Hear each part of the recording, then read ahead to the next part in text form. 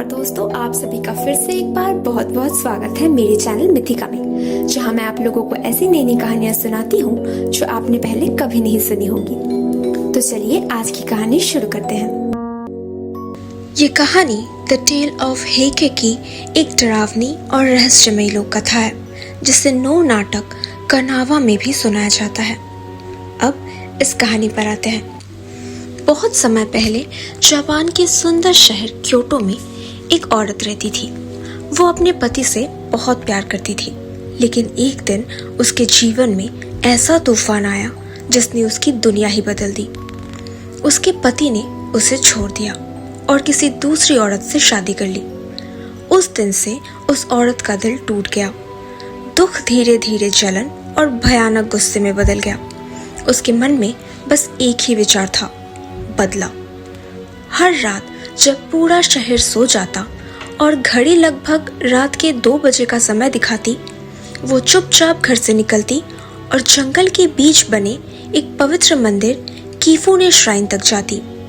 वो मंदिर के सामने खड़ी होकर देवताओं से प्रार्थना करती, मुझे एक शक्तिशाली पिशाच बना दो ताकि मैं उस आदमी को नष्ट कर सकूं जिसने मेरा दिल तोड़ा है। ऐसा 7 रातों तक चलता रहा। 7वीं रात जब चारों ओर गहरी खामोशी थी, अचानक जैसे देवताओं की आवाज सुनाई दी। उन्होंने कहा, अगर तुम 21 रातों तक यूजी नदी की ठंडी धारा में खुद को डुबोकर साधना करोगी तो तुम एक जीवित पिशाच बन जाओगी। उस औरत ने बिना सोचे ये शर्त स्वीकार कर ली। अगली रात उसने एक अजीब और डरावना रूप धारण किया। उसने सफेद कपड़े पहने, अपने बालों को 5 सींगों की तरह बांधा, चेहरा और शरीर लाल रंग से रंग लिया और अपने पैरों में जलती हुई मशालें बांध ली। इसके साथ साथ एक मशाल उसने अपने मुंह में भी पकड़ ली।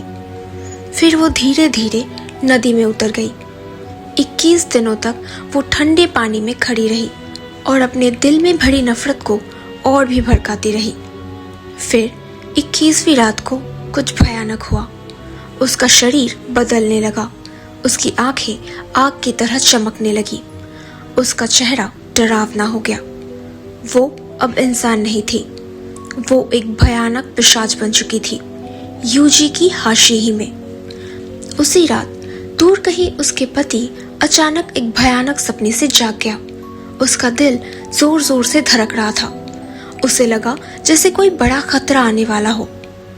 डर के मारे वो तुरंत मशहूर जादूगर आबेनो सेमे के पास गया। सेमे ने उसकी बात सुनी और गंभीर हो गए। उन्होंने कहा, तुम्हारी पहली पत्नी आज रात पिशाच बनकर आएगी और तुम्हें और तुम्हारी दूसरी पत्नी को मारने की कोशिश करेगी। लेकिन सेमे के पास एक योजना थी। वो उनके घर गए और मंत्र पढ़ने लगे। फिर उन्होंने 2 कागज की गुड़िया बनाई, एक पति के लिए और एक उसकी नई पत्नी के लिए। ये जादुई गुड़िया असली लोगों की जगह पिशाच के गुस्से को झेलने वाली थी। रात गहरी हो गई। अचानक दरवाजे के बाहर एक डरावनी आवाज गूंजी और वो पिशाच वहां आ पहुंची। उसकी आंखों में आग थी और उसका गुस्सा भयानक था। वो सीधे अंदर घुसी और गुस्से में उन गुड़ियों पर हमला करने लगी, ये सोचकर कि वही असली पति पत्नी है। लेकिन उसी पल सेमे का जादू काम कर गया। पिशाच की सारी शक्ति उसी पर वापस पलट गई। दर्द और गुस्से से चीखते हुए वो पीछे हट गई। अब उसे समझ आ गया था कि वो आबेनो सेमे के जादू को नहीं हरा सकती।